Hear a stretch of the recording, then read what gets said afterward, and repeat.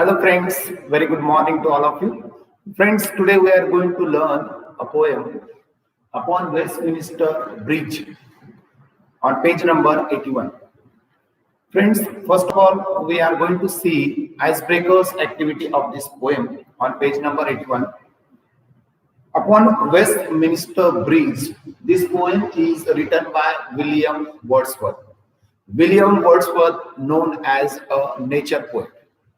Okay, so this nature poet is going to introduce us upon Westminster. What is it?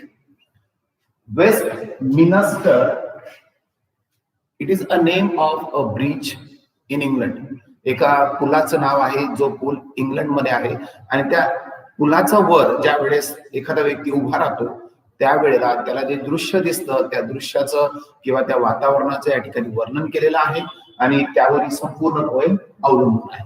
Okay, so upon Westminster bridge this poem we are going to learn and we are going to learn about the theme of the poet. Now see, what is icebreakers activity?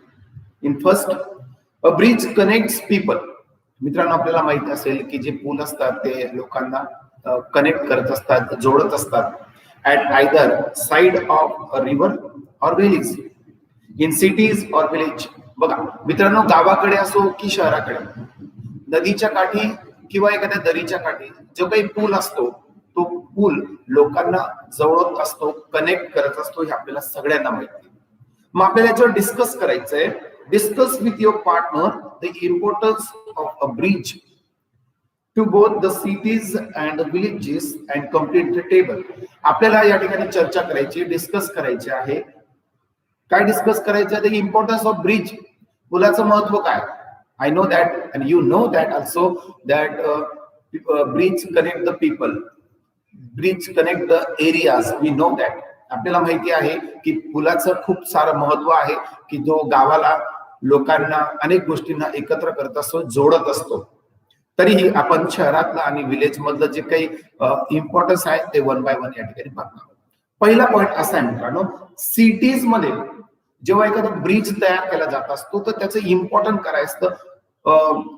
As you wish, you can give any answer.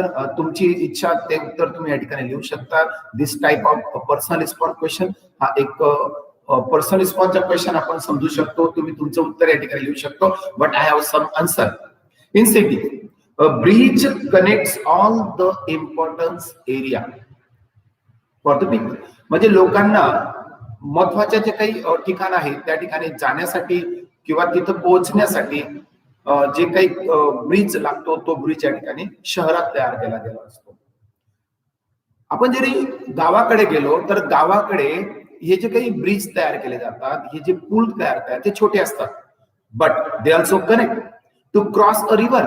एखादी नदी असेल, गावाच्या पलीकडे एखादी नदी असेल तर त्या नदीला ओलांडण्यासाठी आपल्याला ब्रिज अतिशय महत्वाचा असतो आणि तो ब्रिज खास करून त्या ठिकाणी तयार केलेला असतो. हे गावाकडचं आहे आणि शहराकडचं वेगळं. अजून एक पॉइंट माझ्याकडे आहे, move easily from all parts of the city. आता शहरामध्ये जर तुम्ही पूलचं महत्व बघितलं तर शहरामध्ये आपण फिरत असतो त्यावेळेला या पुलामुळे आपण कोणत्याही शहराच्या भागाकडे सहज जाऊ शकतो. बाय कार, बाय बायसिकल किंवा मग बाय वॉक, आपण पायी सुद्धा जाऊ शकतो. या ब्रिजचा आपण वापर करू शकतो. त्याला सबवे सुद्धा असतो. पण आपण जे शहराकडे, गावाकडे गेलो, to taken out heavy vehicle by farmer for sale. मित्रांनो, शेतकरीला ज्या वेळेस एखादं पीक बाजारात न्यायचं असेल, उत्पन्न बाजारात घ्यायचं असेल, त्यावेळेला त्याला हेवी जे वजनदार असं प्रोडक्ट आहे किंवा शेतकऱ्याचं जे पीक आहे ते त्याला जरी न्यायचं असेल तर त्याला अत्यंत गरज आहे त्या पुलाची. आणि त्यासाठीच हा पूल तयार केलेला असतो, कारण त्याला तो सेल करायचा असतो. when the farmer want to sell any product, any we can say the crop, they need a bridge. त्यांना त्या गावामध्ये एका पुलाची गरज असते. लास्ट वन आपण बघूया.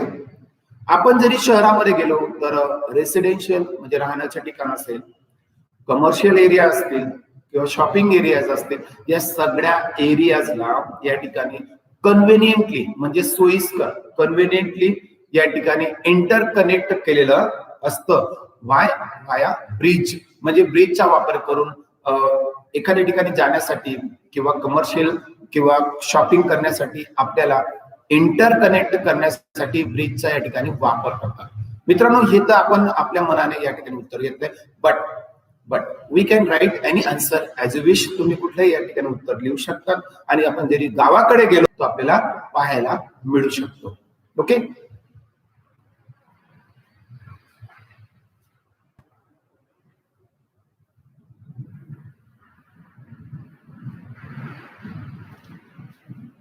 okay. So second question is that building a bridge needs a careful planning. मित्रांनो, एखादा समजा आर्किटेक्चर आहे किंवा इंजिनियर आहे, त्याला जर एखादा पूल तयार करायचा असेल तर त्याला ते नियोजन करावं लागतं, त्याला प्लॅनिंग करावं लागतं. And think about what goes on before the actual construction begins.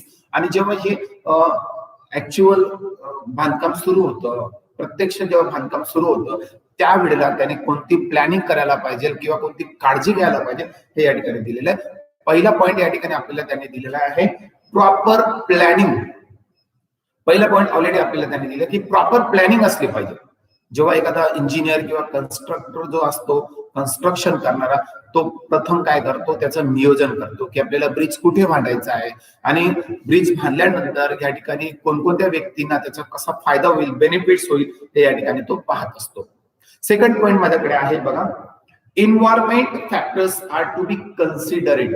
म्हणजे पर्यावरणाच्या दृष्टिकोनातून आजूबाजूला जे काही लोकांना फायदेशीर आहे, एन्व्हायरमेंट फायदेशीर आहे किंवा पुलाला फायदेशीर आहे असं एन्व्हायरमेंट त्या ठिकाणी पाहिलं जातं. किंवा एखाद्या वेळेस according to the flood, according to the drought, हे जे काही पूर वगैरे होतात त्यावेळेस त्याच्यासाठी काळजी घेतली गेली पाहिजे, म्हणून या ठिकाणी अगोदरच त्याची प्लॅनिंग असते. Next, healthy and safety requirement. या ठिकाणी जे ब्रिज असतं ते सगळ्यांसाठी आरोग्याच्या दृष्टीने असो किंवा संरक्षणाच्या दृष्टिकोनातून असो अतिशय महत्वाचं असतं.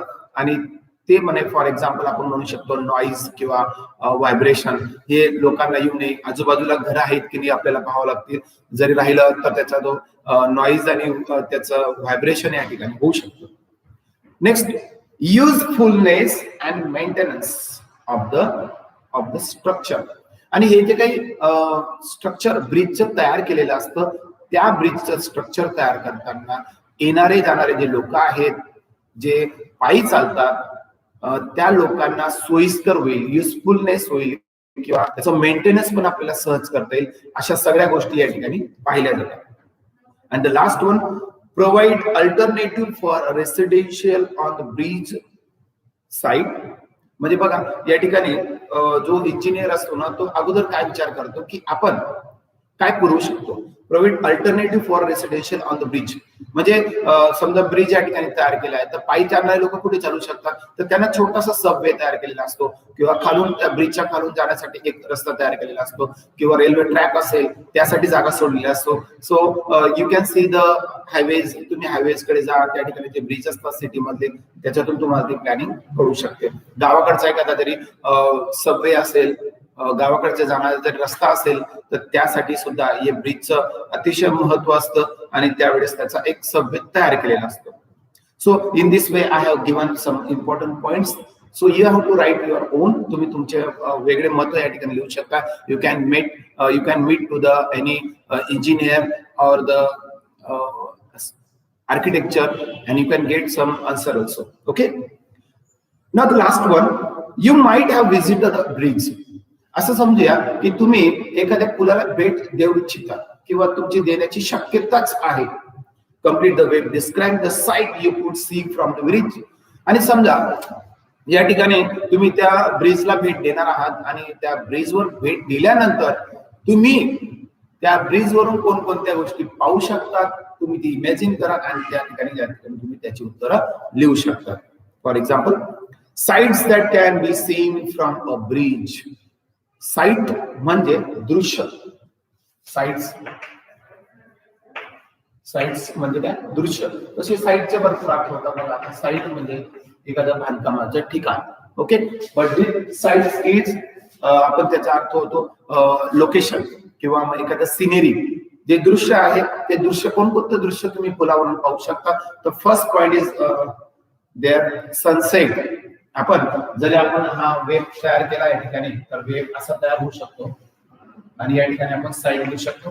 Which are the sides are given there. Okay, so you can make the web.